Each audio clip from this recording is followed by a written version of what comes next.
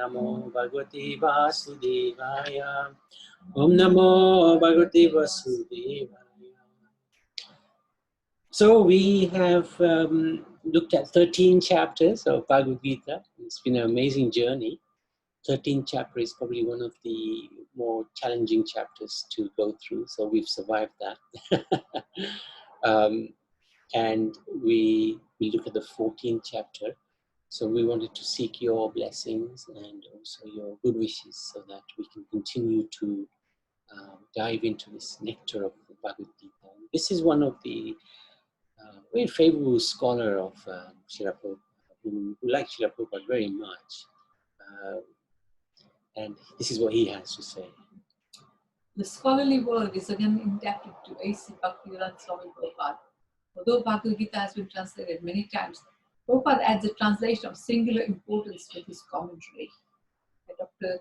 J. Stilson Judah, Professor of History of Religions and Director of Libraries at California University. Very nice. So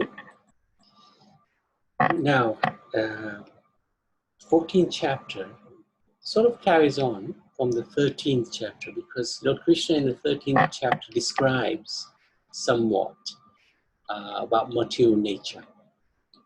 And he describes little elements of material nature briefly in earlier parts of the Bhagavad Gita.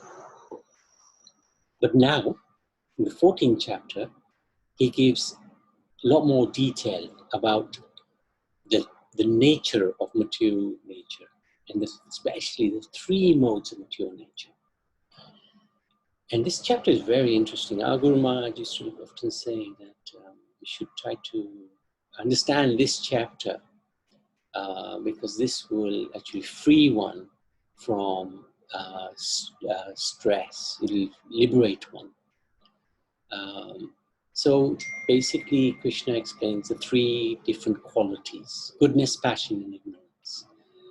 And in Sanskrit, Sattvagun, Rajagun, Tamagun, which permeates through everything we do, we see, we hear, we touch, we smell. It basically controls us completely. And in one sense, if we control these senses, no, actually, I'll come to that in a little while. Our lifestyles, attitudes, and behaviors, they all fall under these three modes. They're all governed by these three modes. Sometimes we're in goodness, sometimes passion, sometimes ignorance. And if we look at ourselves closely, or look at others closely, we'll see how they're functioning. They're actually, it's a combination of these modes which are making them act. We're thinking we're acting out of free will, but actually we're controlled by these three modes of material nature. We just act somehow that we, almost like you could say we're like the witness, or we're like the terrified passenger in this car, this body of ours. Things happen which we wonder, why did I possibly do that? It's because we were controlled by one of the modes, probably ignorance, especially if we are regretting what we did. So, why does it give us this information?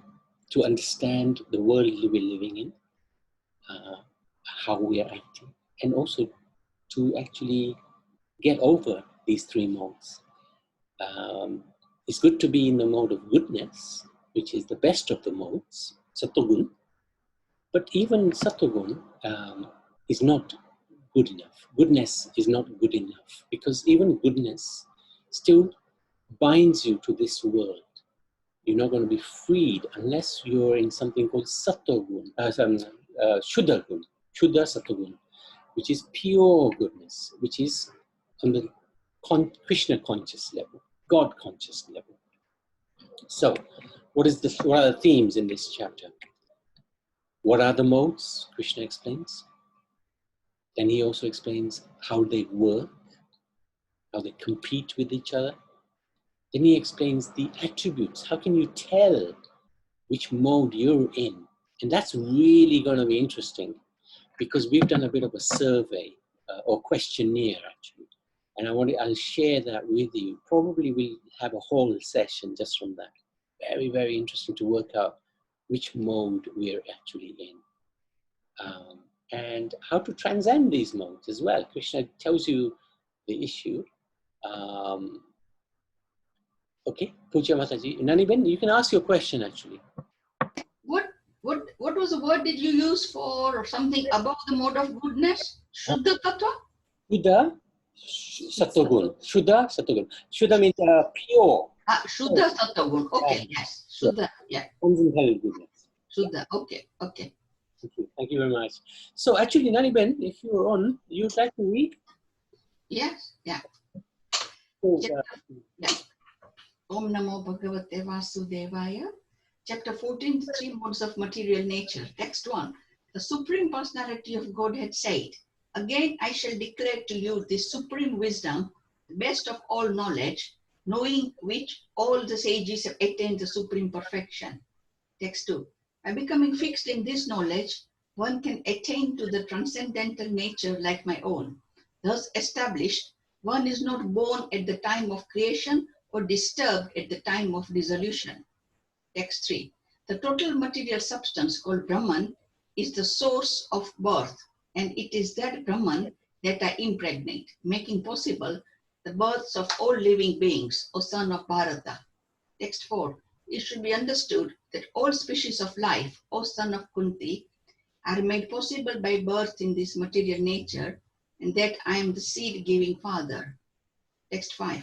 Material nature consists of three modes: goodness, passion, and ignorance. When the eternal living entity comes in contact with nature, O mighty Arjuna, he becomes conditioned by these modes. Text 6. O sinless one, the mode of goodness, being purer than the others, is illuminating, and it frees one from all sinful reactions.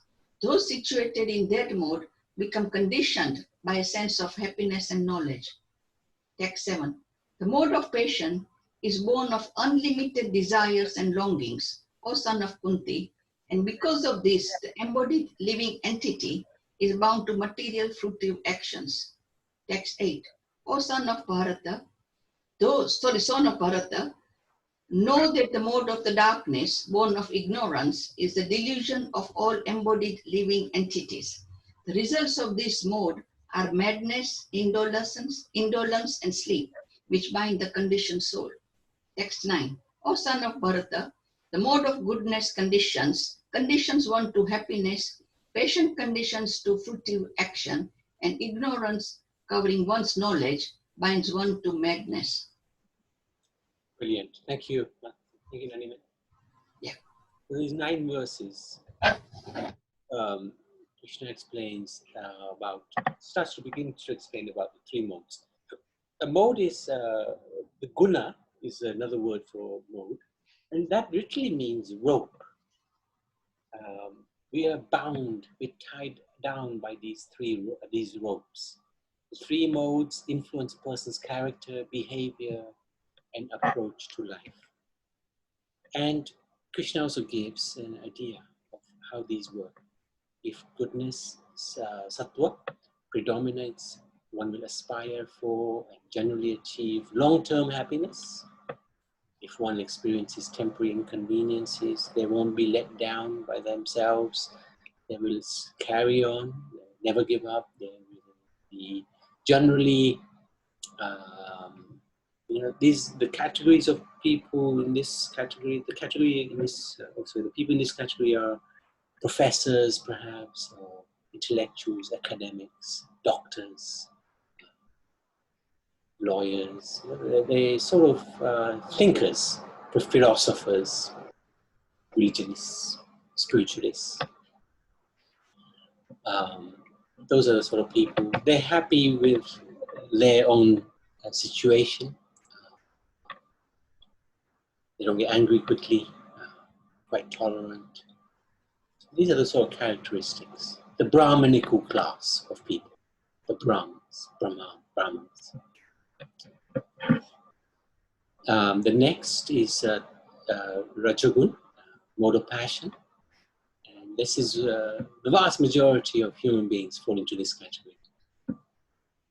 Looking for, you know, they go to work, they running around, so many desires to fulfill, endlessly. They have to go to work because they got so many expenses, so many different things they want to do.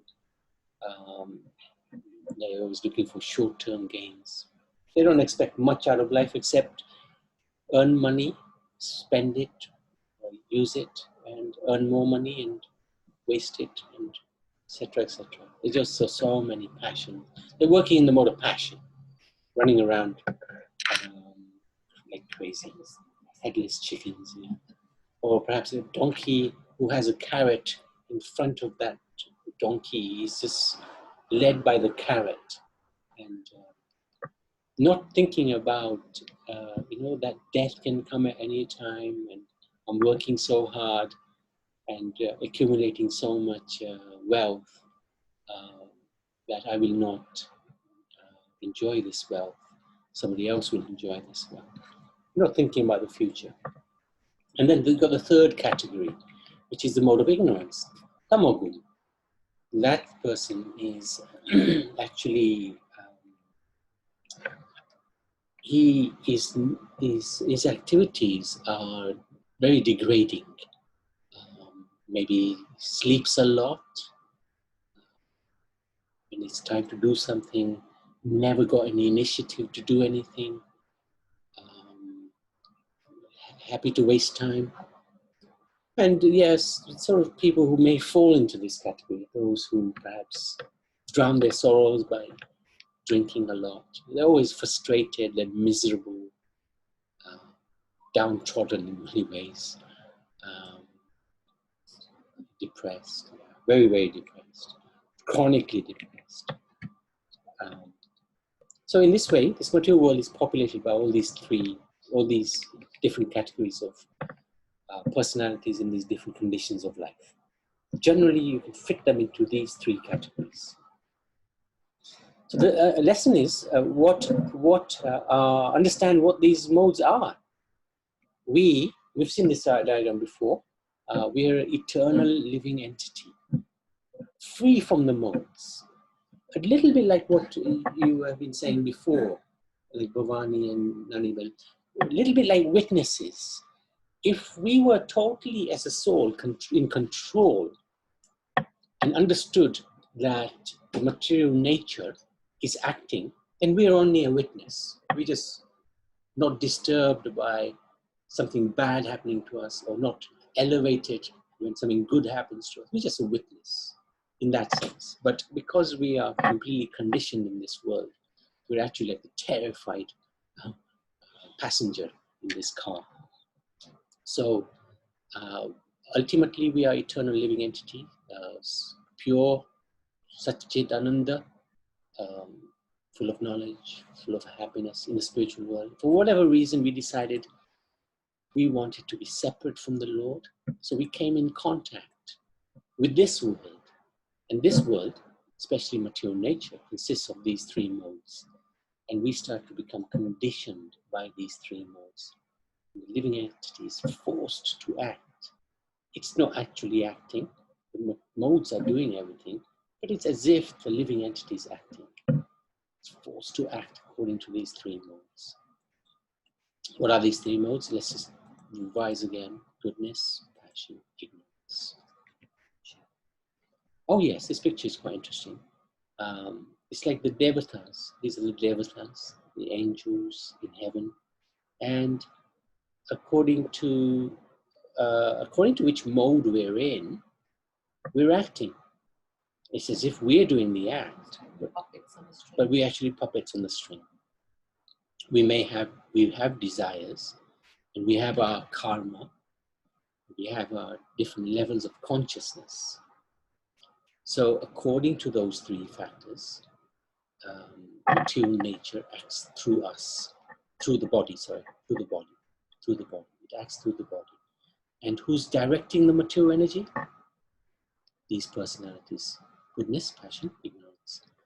So, for example, we are moving our hand up now, but actually, the soul is not doing that. The soul doesn't have the power to do that. The soul simply can have a desire to do that. The power lies with material nature.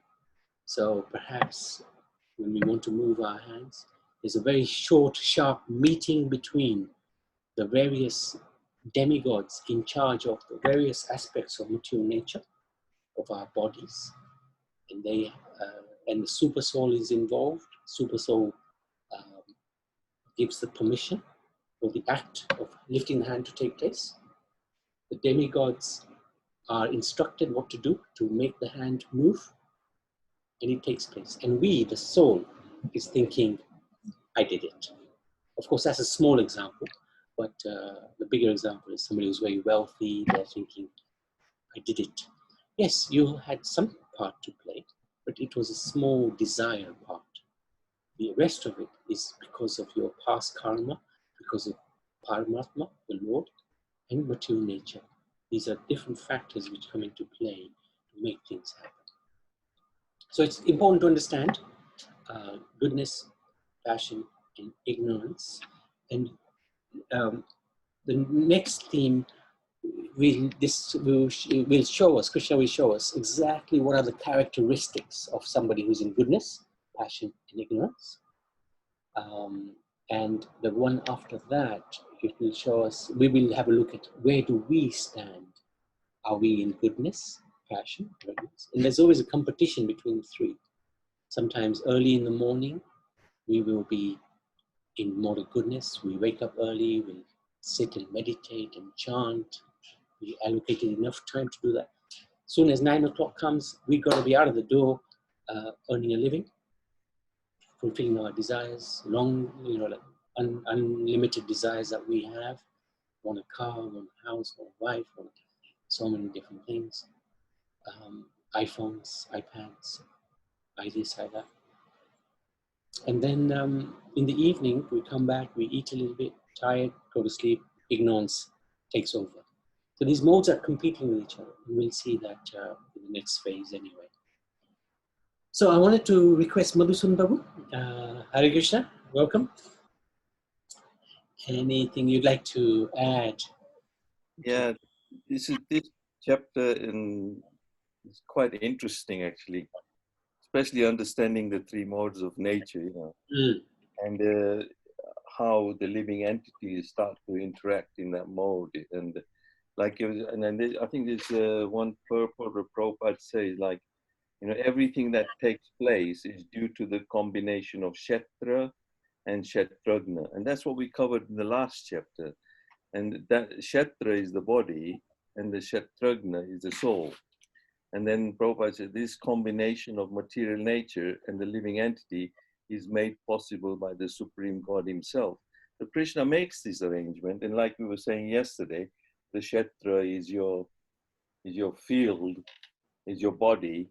It's a bit like the example I gave, like the garden that's been given to you, and that patch of land is up to you how you cultivate that land. It will be subject to weeds growing and other people coming and dumping their stuff in that patch of land, and sometimes it might be good or bad, and so the Kshetragna, the soul, is been made in charge of that particular field, and then he has to cultivate. And according to the modes of material nature, like I said, sometimes you can just leave it totally neglected, like in a mode of ignorance. The person will just neglect the body as well, abuse the body, intoxicate, and then the habits are not good.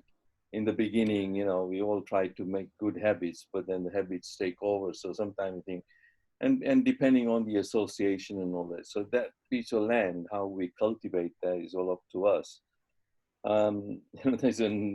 There's a neighbor, he just wasn't interested in cultivating that small piece of land, a garden. He's a neighbor, my son's neighbor, and he had totally left it neglected, the weeds growing there, and he wouldn't even pay attention to it and all that. And then finally, he just decided he's never going to pay attention to it anyway. So he just took it out and put artificial grass on it. So, you know, he doesn't have to bother to do anything, you know. So sometimes we just neglect like that, you know. So people are lazy. It says in the verse that, you know, people in the mode of ignorance are lazy. They sleep too much. They, and the soul, it's just, that's their nature. But it's up to us, you know, as to how we left to cultivate that small piece of kshetra or the body. But it's going to be exposed to a lot of influences, and the influences are there of the mode of goodness and passion sometimes, and ignorance, you know, like the virus comes and attacks us, you know, that will be under the influence of the virus. Then it depends on how good the body has been. If it's been abused, half the lung is almost dead by smoking and drinking and all that, the liver is packed up, then no wonder the virus attacks and the body can't handle it, you know. So it's up to us how we are in the mode of into the habits that we will have acquired. And like you say, you know, later on maybe you start to understand more and more about this modes of nature, and maybe the exercise that you say will be quite interesting to do, you know, later on. That's right. Yeah. Good. Thank you very much, Guru. Any questions on what these three modes are? Anybody got any questions? Does it sound reasonable? Does it sound acceptable, these three modes? Can you see how the world sort of functions according to these three modes? Yourself, how you function? Hare Krishna.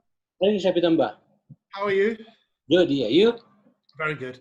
You know, Krishna talks about his energies. He's got 8 energies, you know, water, fire, ether, and mind, intelligence, and false ego. I always got confused with the gunas, because or the gunas are like qualities or properties of material nature. Yes. What's the relationship between the energies and the three modes of material nature? Because if we remember, there were 24 qualities of the material universe, and one of them was the unmanifest form. So when the unmanifest form becomes manifest, we get the 8 marginal energies, and we get the 3 modes of material nature. Which one comes? No, we don't get the 3 modes. We get the senses, we get the working senses, and then we get the objects of the senses, and then we get like the sight and the you know, hearing. So basically, these 3 modes operate independently. We got our kshetra, right? Which is what is the field of activity. That's the 24. Yeah. 24. And how we use that kshetra is in conjunction with these 3 modes. Brilliant. So the 3 modes will affect us on the level of the body, the mind, and the intellect. Yes, absolutely. Great, brilliant. So you understood that well. Great. Oh, yes. So they're more of properties of material nature. When everything gets manifested, the 3 modes are there, governed by the 3 primary deities, and yeah, and they affect us on the mental, the physical, and the intellectual level. Correct. Very good. Hare Krishna. And in charge of goodness is Lord Brahma. Sorry, no, he's passion. Goodness is Vishnu. Yes. Passion is Brahma, and ignorance is Lord Shiva. He's in charge. They're in charge. It doesn't mean that Shiva is in ignorance. He's not, but he's in charge of the mode of ignorance. And similarly, passion, Lord Brahma is not a passionate personality, but he's in charge of the mode of passion. Would Vishnu also be in charge of the mode of goodness, which is pure? What did you say? Shuddha. Yeah, Shuddha. Yes. Right. So he's got actually two modes. One which is manifest as the goodness, just normal goodness, and then the higher one as well. Yeah. And in fact, ultimately, he's in charge of even passion and ignorance. Yeah. Yes. Through Brahma and Shiva. Thank you, Prabhuji. Well understood. And I think you've helped others to also understand. Yes. Yeah. Do they? I don't know. But I thought all these three modes can act in combination with one another. They do. One can be prominent more at one time than the other time. That's And second thing is, suppose somebody is in a mode of ignorance most of the time, can they change their character? I don't think they can change their, or by coming into contact, Krishna giving them a chance, they may change, isn't it? Absolutely. And that's the whole idea why Krishna's giving us this knowledge so that we can actually advance at least to the mode of goodness. Yeah. So if we say in ignorance, then there's every possibility, every chance, and that's what the Gita is actually guiding, how to come to the next level. And you're right about the interaction. In fact, that's exactly what Krishna says in the next theme, how they work, how they fight with each other, how they compete with each other. Yeah. Another thing is, those people who are we try to change them, those who are impatient, they usually say, life is for enjoyment, why worry, just carry on, be happy. That's right. And then we can't produce progress any further with them. Very hard, unless they have a knockback. And life is full of knockbacks, right? Yeah. That's not hunky-dory.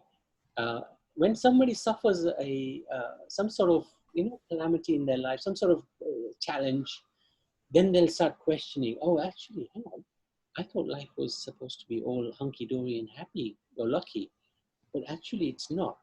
Let me try to understand the cause of this suffering.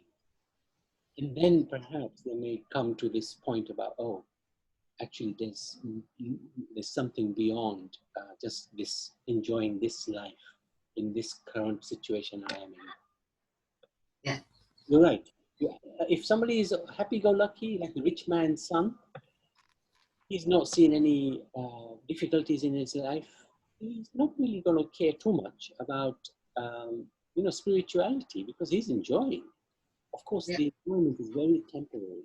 Even if there is any enjoyment, it doesn't last. As you said, it's temporary. But it will just be taken away without even a moment's notice, because death can come at any moment.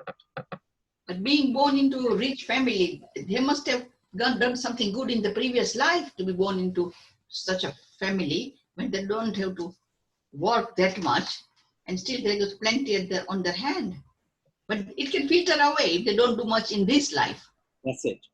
It's actually a curse. Queen Kuti used to pray to Krishna, let me have difficulties, let me have challenges, because when I have challenges, I can remember you. Now, of course, we don't have to ask for challenges. Challenges in Kali Yuga come very naturally to us.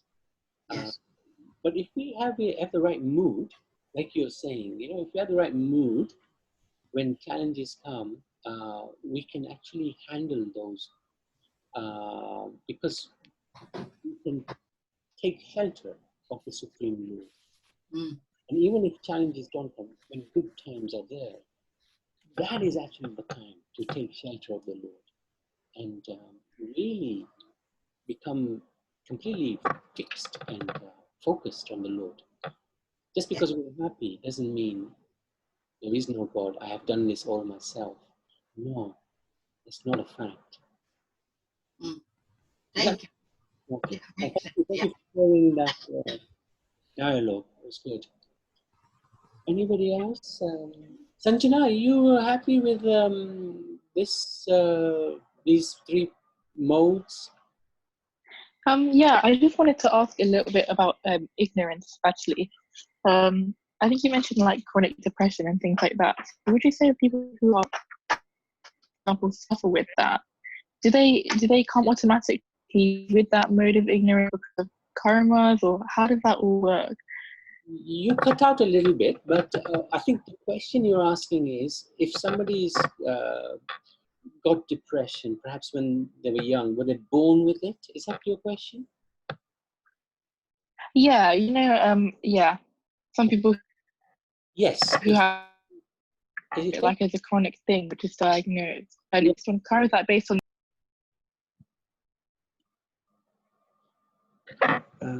Yeah, sorry, you've actually cut out. In fact, you are you with us? Sorry, come again now, Sanjay. Can you hear me? Yes, I can hear you now. Say your question again. Yeah. Let me. Okay.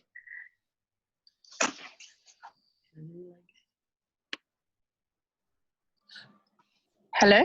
Yes, we can hear you now. Okay, good. Yeah, I just wanted to know whether it was caused by karma or whether it was caused by the influence of the modes of material nature. Ultimately, it is the karma. It is the karma that is, you know, it's the three factors: your desires, karma, and consciousness. So if one's consciousness is that of a person who's a little bit depressed, then that is what material nature will fulfill. And your base point is going to be the mode of ignorance. It doesn't mean that the depression cannot be cured. It can always be cured, because what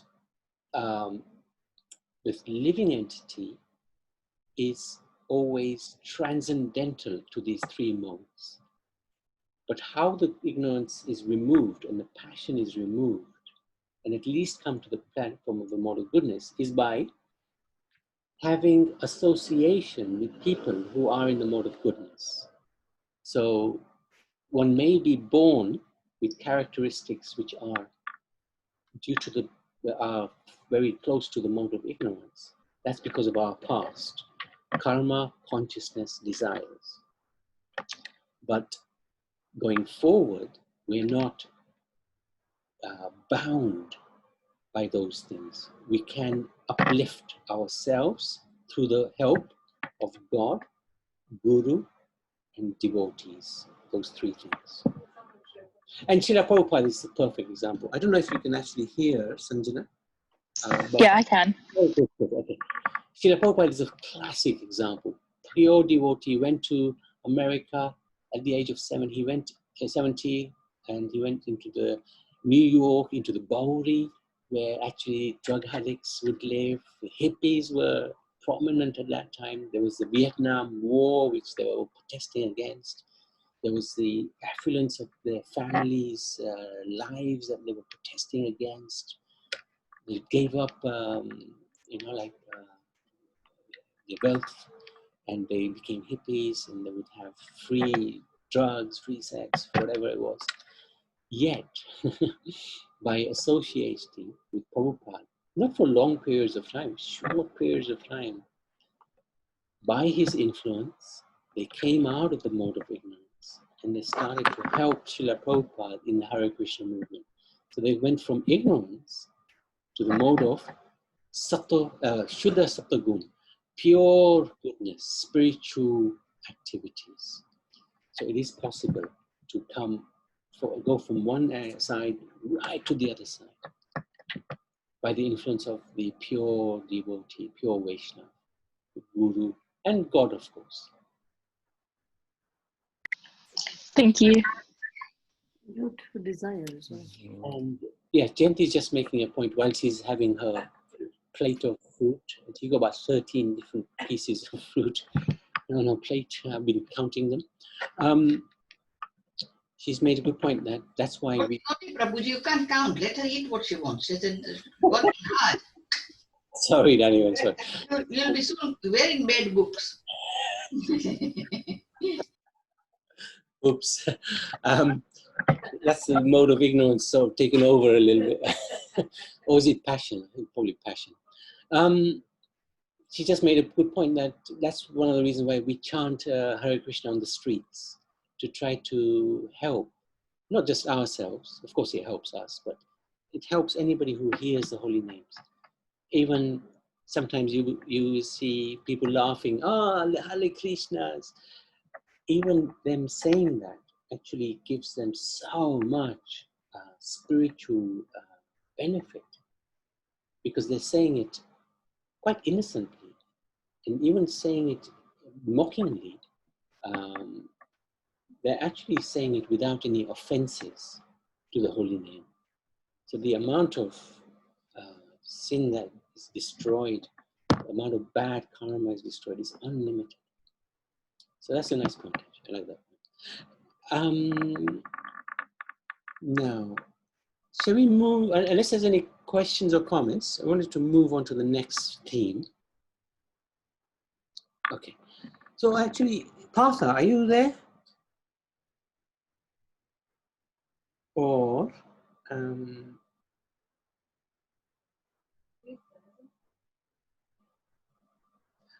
Aruna, are you there? Would you like to read? Somebody who hasn't read.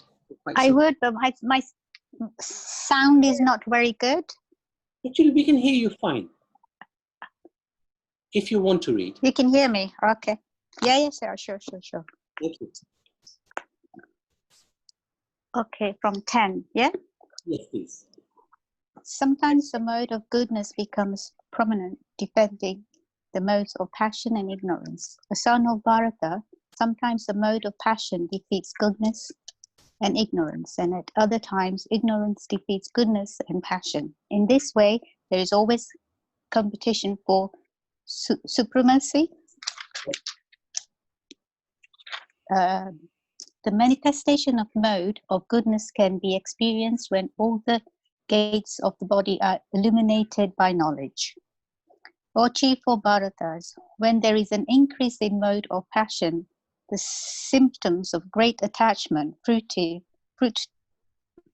activities, intense endeavors, and uncontrollable desires and hankering develop. When there is an increase in the mode of ignorance, O son of Guru, darkness, inertia, madness, and illusions are manifested. When one dies in the mode of goodness, he attains to the pure higher planets of the great saints. Actually, that's it. Sorry, the theme is quite a small one. I hadn't realized. Okay. Thank you for reading, Aruna. That was really good. Very clear, the way you read. Very nice. Thank you. Thank you. So this is what Nani Ben's point was. The modes compete with one another for supremacy within an individual. In a cycle of a day, these modes may achieve prominence at different times. We discussed morning, afternoon, evening. Goodness in general clarifies and pacifies the individual, since it motivates joy, wisdom, altruism, kindness. When one is in the mode of goodness, one is naturally happy with oneself, satisfied within himself, within herself, not having great longings, can see things quite clearly, things as almost as they are, very clearly, knows that somebody's very angry, somebody's very frustrated, and will basically stay in a very neutral position.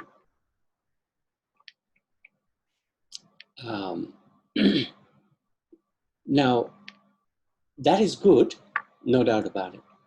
But the problem that later on Krishna does explain, and I'm just mentioning it now briefly, that somebody in the mode of goodness, a very good platform to be in, but they are conditioned by a sense of happiness. They're attached to that condition of happiness. And that is what actually binds them, continues to bind them in this world. So it's a good place to be, but it's only a platform to go to the next place, which is the spiritual kingdom, spiritual consciousness. So goodness is a good place to be. But if we don't advance beyond goodness, then we'll continue to be stuck in this world. Passion is said to confuse, provoke the individual, no tolerance, invoking qualities of anger, greed, frustration, no tolerance, no humility. At a small disagreement, there will be huge eruptions of anger. And we notice that within ourselves, right?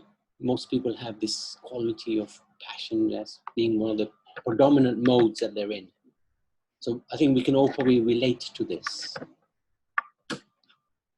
Ignorance, and I suspect none of us will really relate with the mode of ignorance, is said to obscure and impede one's life, often resulting in oversleep, indifference, laziness, inertia. The only person I think might be influenced by this is Sanjana, because she's a university student. True. But I doubt it, because you are amazing. I actually enjoy my 9 a.m. I used to like walking to them. You enjoy what? My 9 a.m. when I had the earliest lectures, because you can walk in the morning. It's so much nicer. Okay, good. That's a good sign. That's a really good sign. If you enjoy the early mornings, because generally, I don't know if you were there in the 6th chapter, Krishna was talking about what is day for the sage is night for the person, materialist, and vice versa. What is day for the materialist is night for the sage. So if you're waking up early, that's always a good sign that the mode of goodness is predominant there. So what's the lesson here? Understand how these modes work. The modes are not constant in their influence. We're not always going to be in the mode of goodness or passion or ignorance. According to our karma, our work, our company, even our choice of food, will have a big influence on which mode we are in. If we take food, sattvic food will enhance our life, enhance our mood. Rajasic food, which is pungent, salty, spicy, onion and garlic, will increase the passion in our conditioning. And if we're eating meat, fish, eggs, that is foods in the mode of ignorance. And unfortunately, that also includes mushroom. Mushroom is grown in a dark place, generally speaking, and it's poisonous as well. So mushroom is considered to be food in the mode of ignorance. Hare Krishna, Prabhu. Yes. Because we're talking about food, I thought I might as well raise another point.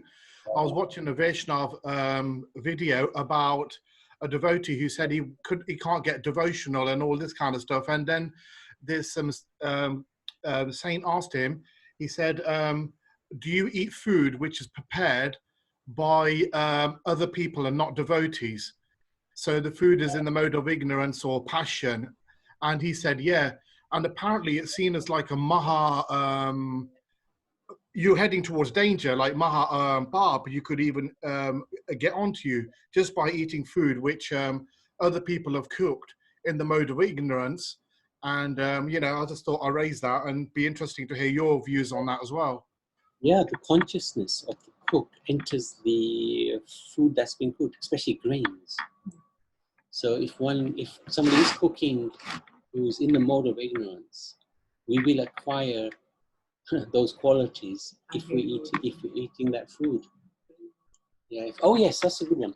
If somebody's cooking in an angry mood, and I think there's some research that's been done in America to confirm this, that somebody's cooking in an angry mood, that anger actually does enter into the food. And when you eat it, you acquire those same qualities.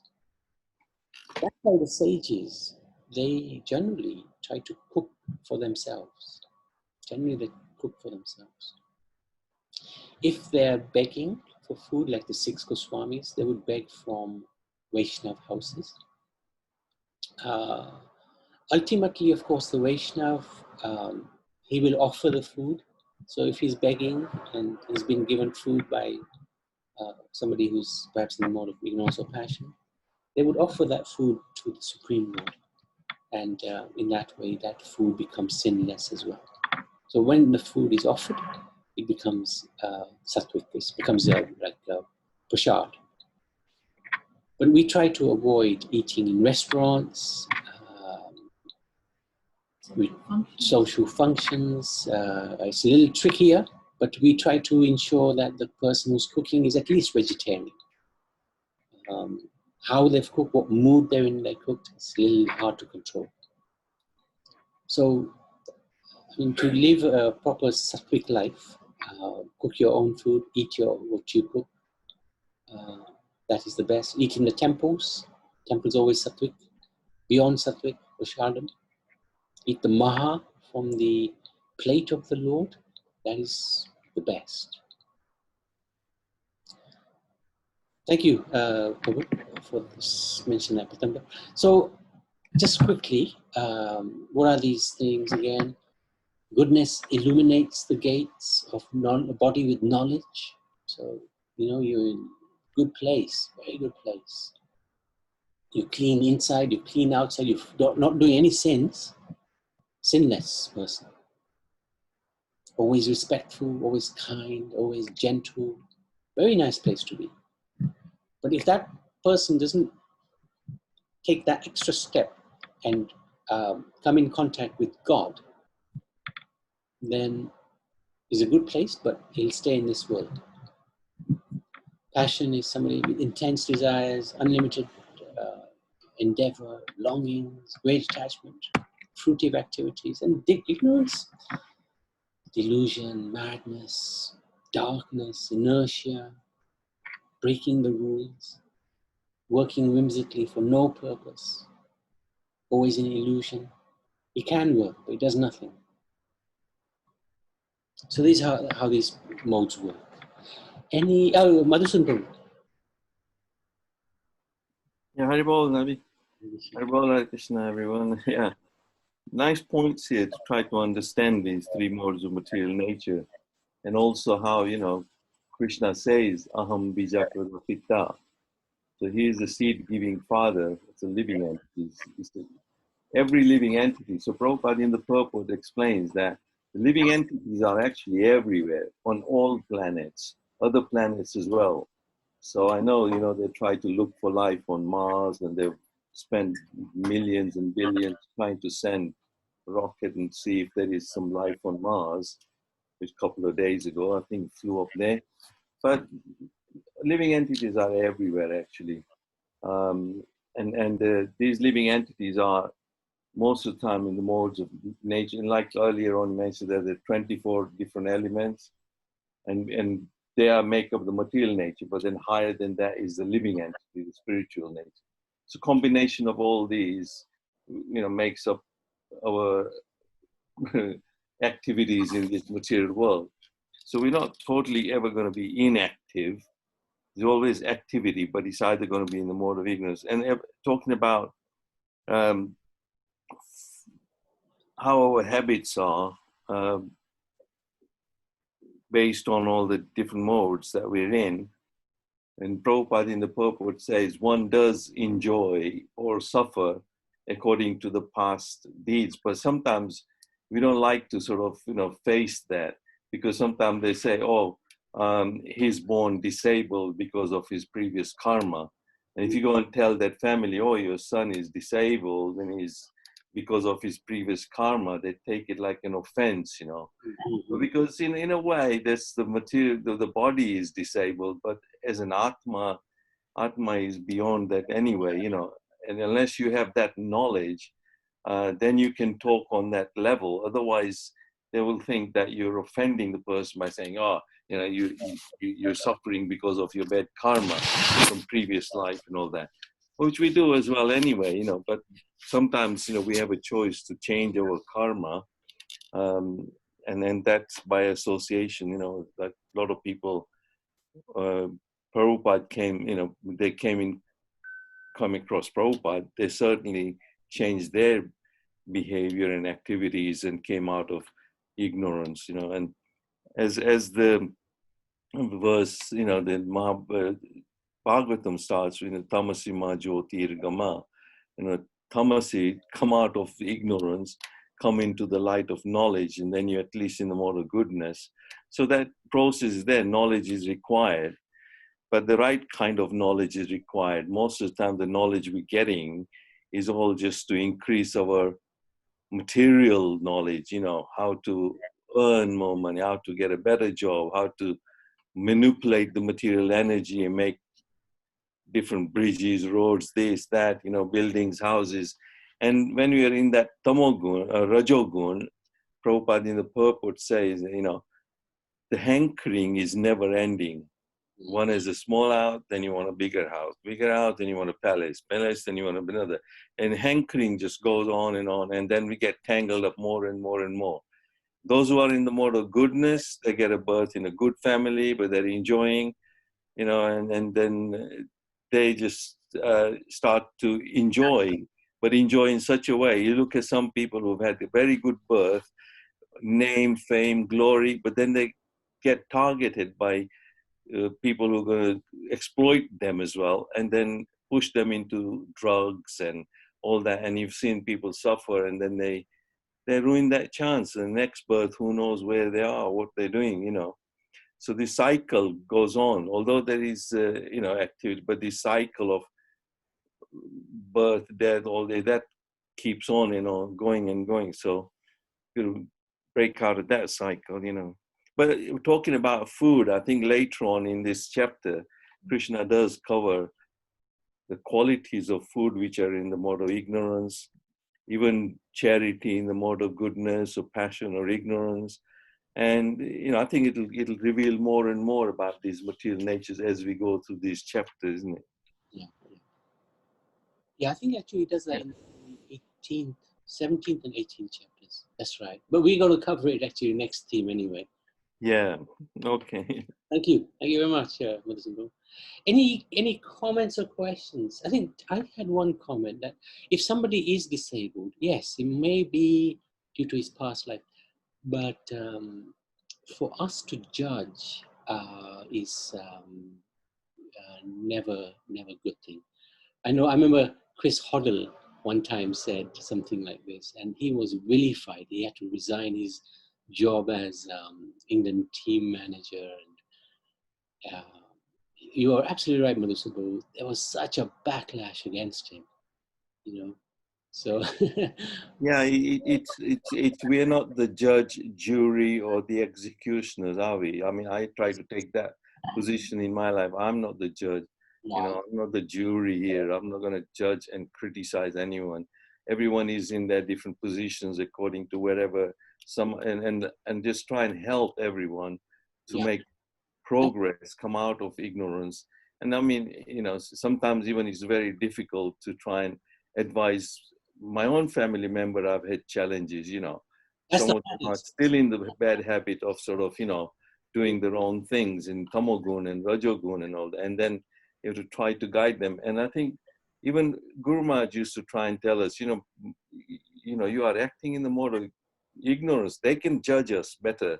When you have a spiritual master, he knows that action of yours was not right. It was in the mode of ignorance or passion, or at least then he'll try to correct us that way. But sometimes it's even difficult for my own family members, you know, so they want to sort of, you know, there's a situation that arose one time that there was some funds lying around. They wanted to give it to some charity. And I was suggesting, you know, charities like, you know, cow protection, things that are better than trying to give it to just some homeless and all that. Obviously, we want to try and help others, but you know, they don't have that knowledge of what we understand from Bhagavad Gita. So they sometimes try to criticize, you know, they're saying, oh, you know, you're making us do this, you know, it's up to me. So you sometimes, you know, you try to correct somebody, but then you got to leave it to them because I'm not the judge, or I'm not I'm going to leave them to their actions, but we try and correct and try to bring them on a spiritual platform.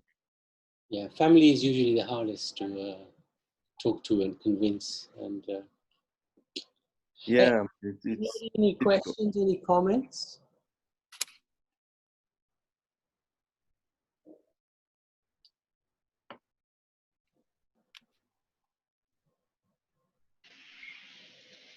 Yes. In terms of charity giving, if you were to give something but like offer it to the Lord first, would that be in the mode of goodness? I just wanted to clarify, even if it wasn't necessarily like a specifically Krishna conscious based charity. Yes, I mean, let me give you an example of, we nobody wants to see somebody hungry, right?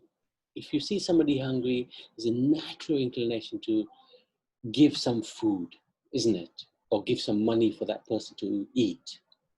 Because we know, we are satisfied, and you see somebody who's hungry, you just feel a natural inclination.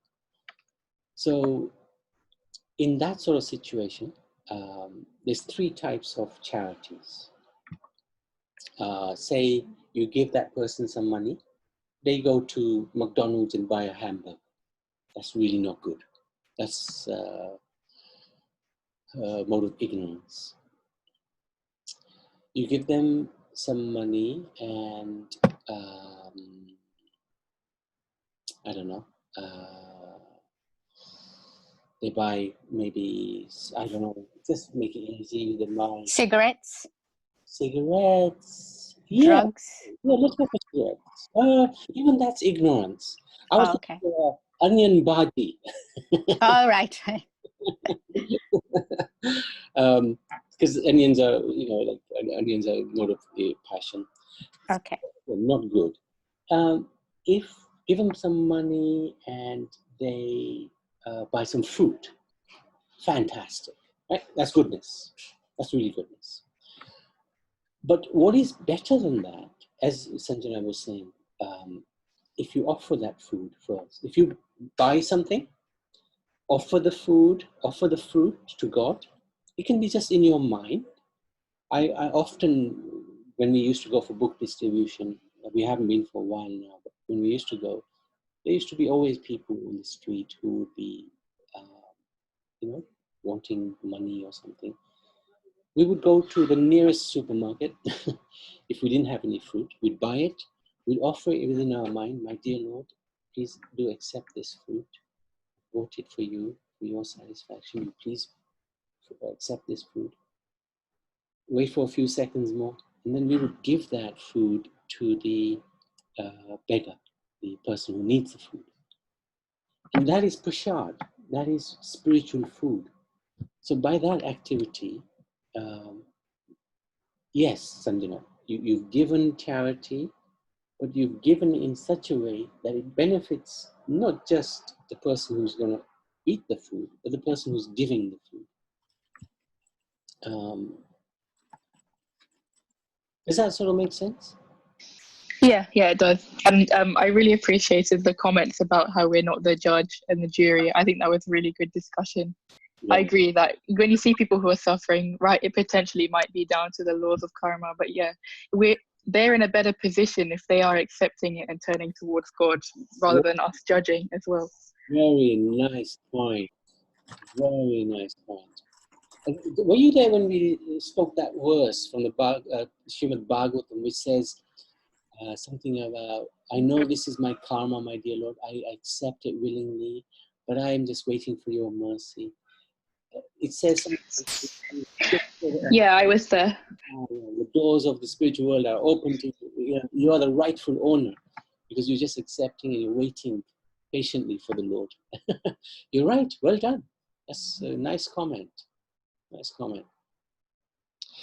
I think you also perhaps meant charity which we extend beyond food. Maybe we give some clothes to somebody, or even giving money to another charity who looks after, I don't know, other, like, bit risky, I would say, if you give to charity, giving to homeless, because they may use that money to buy meat to feed their, the dependents.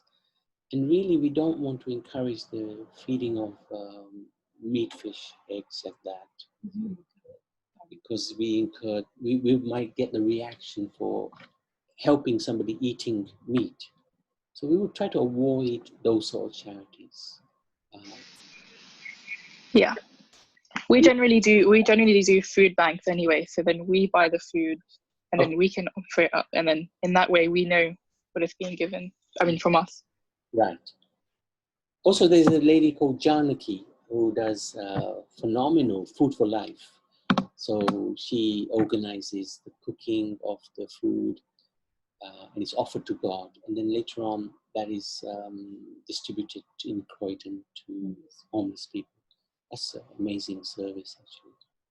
We're thinking of extending ourselves a little bit in that direction as well. We shall see. Thank you. If there's no more comments, we can... Oh, hang on. Suresh, are you there? Yes. Suresh, what were you... I just wanted to ask, Yes. You're saying this lady does food preparation or distribution. Is it in this country or overseas? Yeah, no, it's here in Croydon. Oh, good. I can So if you let us know, we can do some charity work on that. Okay. Because it's nice to give food to homeless. Yeah, I'll put you in touch with her. Okay, thank you.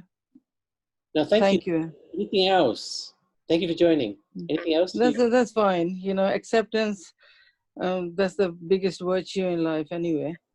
Yeah. We have to accept, judgment, we shouldn't judge anyway.